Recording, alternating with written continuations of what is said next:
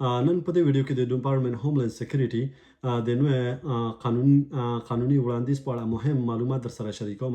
دا وړاندیز هدف لري چې د پناه غوښتنې پر بنسټ د کار اجازه شرایط بدل کړي او د هغو درغلیزې غوښتنې محدودې کړي چې یوازې د کار کولو لپاره تثبیتیږي. که تاسو پناه غوښتونکي یاست او یا د کار اجازه انتظار کوئ، دا بدلونونه کېدای شي پر تاسو مستقیم اغیزه ولري. نو ویډیو تر پایه وګورئ څو ټول جزئیات درک شي یا تاسو ور باندې پوه شئ. واشنگټن د کورنۍ امنیت وزارت DHS ډپارټمنټ هوملند سکیورټي یو نوی قانون وړاندیز وړاندې کوي چې هدف یې دا دی چې څو هغه انګیزه کمه کړي چې بهرني اتباع د درغلیزو پناه غوښتنو د دوسیې ثبت کړي ترڅو د کار اجازه ترلاسه کړي. دا په داسې حال کې دی چې ډپارټمنټ هوملند سکیورټي ویان وویل د ډیر وخت راهیسې درغلیز د پناه غوښتنو په متحده ایالاتو کې د کار کولو لپاره یو اسانه لاره ګرځېدلی و چې زموږ د کډوالو سیستم یې له بې اساسه غوښتنلیکونو ډک کړي دي. موږ د پناه سیستم د اساسي بدلون وړاندیز کوو څو قوانین عملي شي او د هغو ځنډونو کم شي چې له پخوانۍ ادارو څخه موږ ته په میراث پاتې دی. بهرني اتباع دا حق نه لري چې دوی د پناه غوښتنې د پروسس پر مهال کار وکړي. د ټرمپ اداره پناه غوښتونکو ارزونه پیاوړې کوي او د پناه او د کار اجازه بهیر تر بیرته اعتبار ورګرځوي.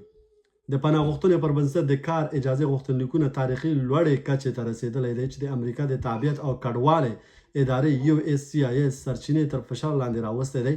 نږدې هر ناقانونه بهرنۍ هڅه کوي چې د پناه غوښتنې له لارې له سیستم څخه ګټه واخلي. اوس مهال USCIS له 1.4 میلیونو څخه ډېرې مثبتې افرمټیو پناه غوښتنې پاتې لري چې دا شمېر د نیو همشر ایالت د ټول نفوس برابر دی. که دا قانون وروستی او نافذ شي نو د بې اساسه درغلیزو او یا کم ارزښته پناه غوښتنو د ثبت انګیزه به راکمه کړي. د ثبت او د اهلیت شرایطو کې د بدلون له لارې د هغو بهرنیو اتباعو لپاره چې د پناه غوښتنې د انتظار پر بنسټ د کار اجازه غواړي، اداره باید خپل محدودې سرچینې زیاتره د پناه غوښتنې د ارزونې لپاره وکاروي، په شمول د ځنډېدلو دوسیو او د نورو پاتې غوښتنلیکونو او عریضو، او اجازه به ورکړي چې د پناه سیستم هغه کسانو ته لومړیتوب ورکړي چې په رښتیا له خطر د ژغورنې په لټه کې دي.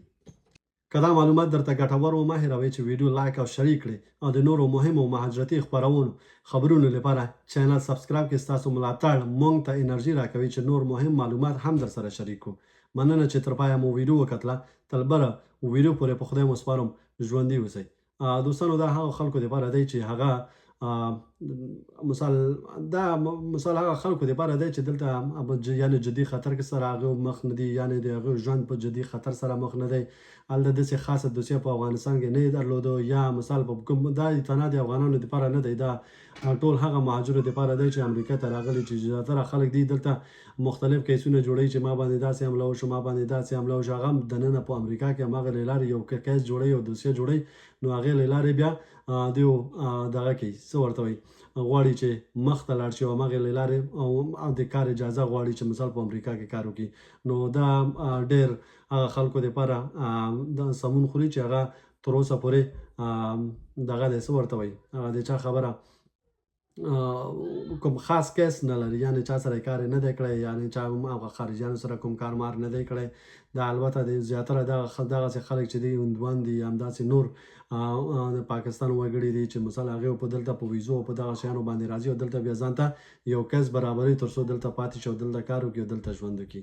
نو دا ډېر د تشویش وړ خبره نه ده. دا یو وړاندیز یې کړی دی، یعنې ډپارټمنټ هوملند سکیورټي یعنې DHS دا یو وړاندیز یې کړی دی. دا په دې معنی نه دی چې مثال دغه وړاندیز وشو دا نافظیږي. نو دا معلومه نه ده چې آیا دا به نافظ شي او که نه، خو دغه وړاندیز هغې په دغه نن ورځ یعنې د فبروري په 20 نیټه د 2026 کال دیو وړاندې کړی دی چې دا به هغې که چېرته دا قبول شي او قبول یې واخیست او بېرته به دیو خپل هغه جزئیات به هم دیو خپله ډپارټمنټ هوملند سکیورټي شریک خپل د صفحې له لارې دغه هم د خپلې د صفحې له لارې دیو شریک کړی چې ما وغوښتل چې تاسو لپاره دا ترجمه کړم او بېرته تاسو سره شریک کړم چې پوه شئ چې مشکل څه شی دی. دوستای نهایت گرامی، این امروز ویدیو من در مورد دیپارتمنت هوملند سکیوریتی یعنی DHS بود که اونا یک قانون جدید را معرفی کردن که تا مردم هم شرایط که مثال کاری که مهاجرتی سیستمی که اینجا هستن درباره از اینا صحبت کنن. شما همراه ما باشین که ما مکمل معلومات همراه شما شریک میکنم. بخیر. امروز در این ویدیو معلومات مهم را در مورد پیشنهاد جدید قانونی وزارت امنیت داخلی ایالات متحده با شما شریک می سازم.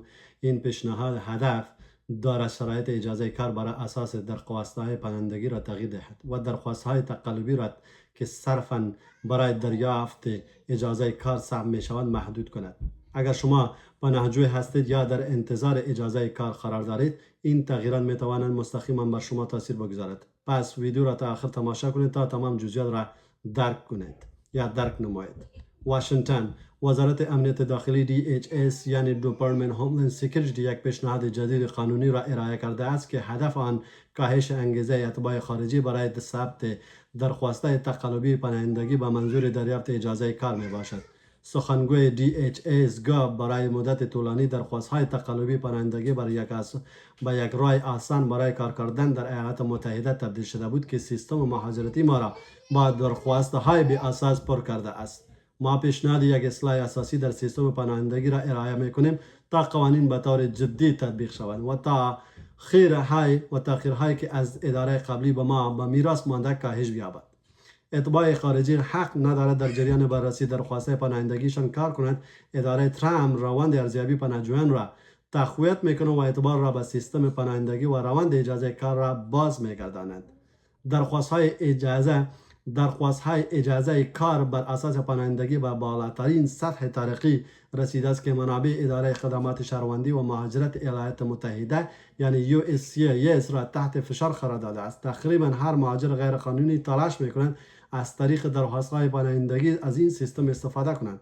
در حال حاضر USCIS بیش از 1.4 میلیون درخواست مثبت افرنتیو پناهندگی را در حالت انتظار دارد که این رقم برابر با کل جمعیت ایالات نیو همشایر است. اگر این قانون نهایی و اجرا شود، انگیزه ثبت درخواست‌های به اساس تقلبی یا کم‌ارزش پناهندگی کاهش خواهد یافت. این کار از طریق اجازه تغییر در شرایط ثبت و معیارهای واجد شرایط بودن برای اتباع خارجی که بر اساس انتظار درخواست پناهندگی خواهان اجازه کار هستند انجام می شود. اداره منابع محدود خود را بیشتر برای بررسی پرونده های باقی مانده پناهندگی از جمله دوسیه های معقوق و سایر درخواست های عرایض استفاده خواهد کرد و اجازه خواهد داد سیستم پناهندگی به کسانی اولویت بدهد که واقعا در جستجوی نجات از خطر هستند. اگر این معلومات برایتان مفید بوده، فراموش نکنید که ویدیو را لایک و شریک کنید و برای دریافت خبرهای مهم مهاجرتی چینل را سابسکرایب نمایید. حمایت شما به ما انرژی میده تا معلومات مهم بیشتر را بر شما شریک بسازیم. تشکر که تا آخر ویدیو را تماشا کردید. تا ویدیو بعدی موفق و سلامت باشید. سلام علیکم.